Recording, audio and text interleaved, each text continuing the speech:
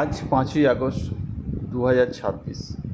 তা আজকে আমার যে ট্রেনটি মানে যে ট্রেনটিতে আমি উঠবো সেটা হচ্ছে চেন্নাই এক্সপ্রেস, হাওড়াতেও এমজিআর চেন্নাই সেন্ট্রাল পর্যন্ত যায়।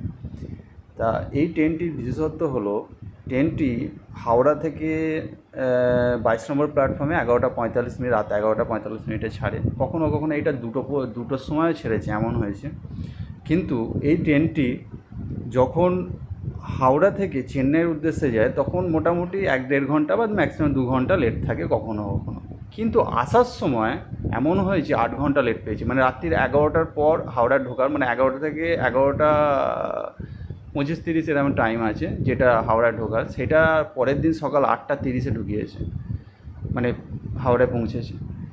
তা এই ট্রেনটিতে যতটা সম্ভব মানে আমাদের অফিসিয়াল কাজে যেটা বেরোতে হয় সেটা তো আমাকে যেতেই হবে, কেন তার প্রকারে আমাকে এই অভিজ্ঞতাটা আমি একটা শেয়ার করলাম যে মানে এই ট্রেনটির একটা অভিজ্ঞতা, মানে বহুবার চেপেছি তো, তাই একটা পূর্ব